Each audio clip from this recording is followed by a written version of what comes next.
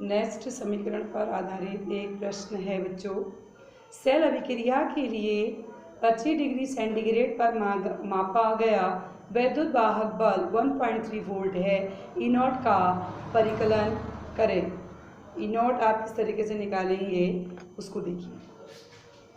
देखिए फॉर्मूला है E equal to naught cell minus 0.0591 N log anode बट्टी करके। सबसे पहले आपको ना एनोड पहचानना है। जैसे ये सेल इक्वेशन दी है और Cu plus plus Cu solid और Zn प्लस प्लस। आप बताइए Zn से Zn प्लस बना तो इससे इलेक्ट्रॉन निकालना।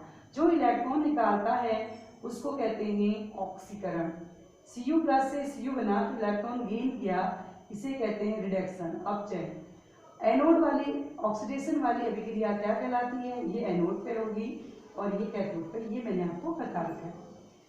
वैद्युत वाहक बल E का मान कितना है? 1.3 इक्वल टू इनॉट सेल। आपको वैद्युत वाहक इनॉट सेल निकालना है 0.0591 अपॉन इलेक्ट्रॉन कितने होंगे? Z से Zn प्लस बना 2 इलेक्ट्रॉन लॉग एनोड की जगह किसका मान रखेंगे?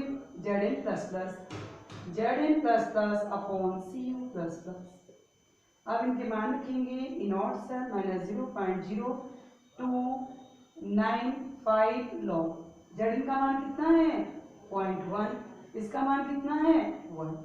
अब आप देखिए इनॉट सेल माइनस 0.0295 लॉग, इसको लिखेंगे 10 की पावर माइनस 1, क्योंकि ये पॉइंट हटेगा 10 आ जाएगा, 10 की पावर 1 ऊपर आएगा तो 10 की power minus 1। E naught is equal to 0.0295।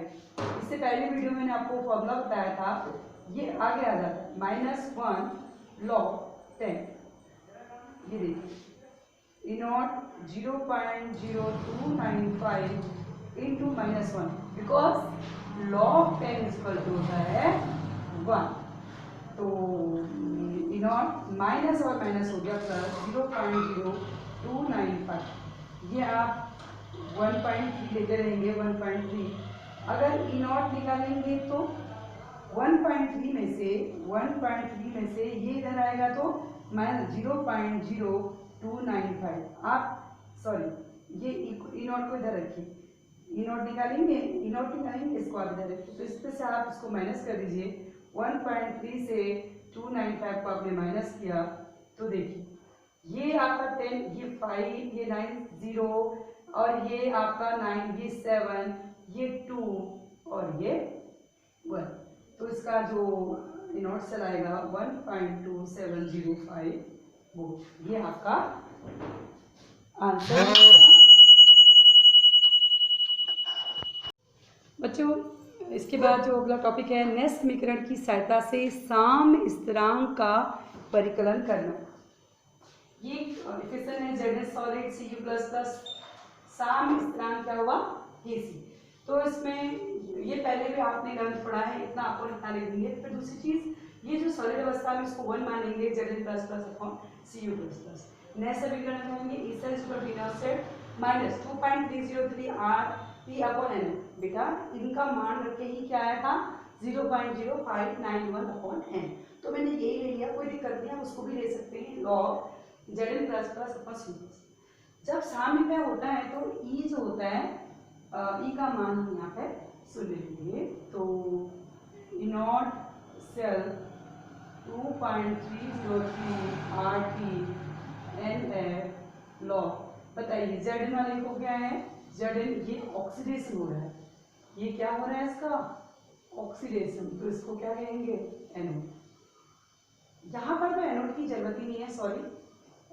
तो यहाँ पर ये Zn plus plus upon Cu plus plus, इसका मान कितना आ जाएगा? Kc। इसके मान की जगह क्या रखेंगे? Kc।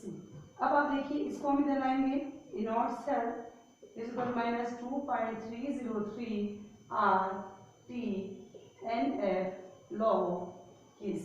अब आप देखिए ये इधर आया तो माइनस और माइनस माइनस दोनों क्या हो गए? प्लस। तो ये तो एक तो फॉर्मूला आपका Kc का ये होगा। अगर किसी में RT F मतलब निकालना हो तब ये भी लगा सकते हैं। अगर ये नहीं करना है तो आप इस तरीके से 0.0591 ये इसका मान कितना आया था n log ये वाला फॉर्मूला भी लगा सकते हैं। जैसा आपको क्वेश्चन में दिया होगा उसी हिसाब से हम फॉर्मूला लगाएंगे। साम स्थिरांक पर आधारित एक क्वेश्चन है। 298 केल्विन अभिक्रिया के लिए साम स्थिरांक का परिकलन कीजिए, जिसमें समीकरण दिया है E0 का दोनों का मान दे रखा है। देखिए सबसे पहले इसमें E0 सेल बराबर 0.0591 अपॉन log Kc वाला सूत्र लगाएंगे। E0 सेल नहीं दिया है तो E0 सेल कैसे निकलता है, कैथोड माइनस एनोड। आपको पहचानना है इस अभिक्रिया में कैथोड कौन सा है।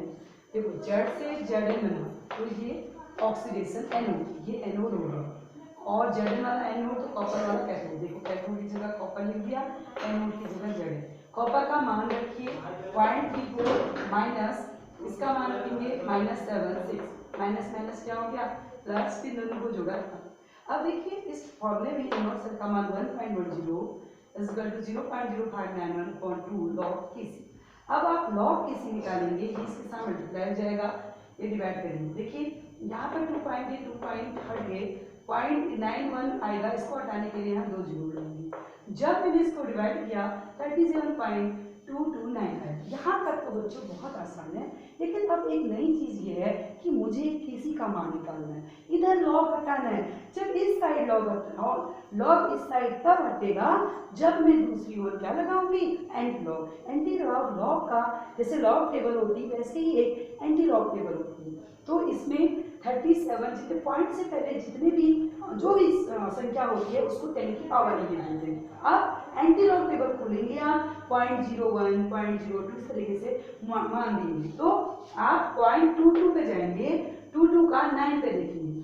जब आप लॉग टेबल खोलिए 0.22 का 9 पे देखेंगे तो ये कितना आता है, इसको आपको देखना है। ये आएगा 166 इतना करेंगे। तो यहाँ पर 2 के बाद पॉइंट था तो 1 अंक के बाद पॉइंट लगा देंगे। इस प्रकार से log Kc का मान निकल जाएगा। आप इसको करिएगा, एंटी लॉग टेबल की तरह ही होती है। ये देखिए एंटी लॉग टेबल होगी जैसे मैंने बताया था, 0.00 का 1 पे 2 पे 3 पे इस तरीके से आप देखेंगे।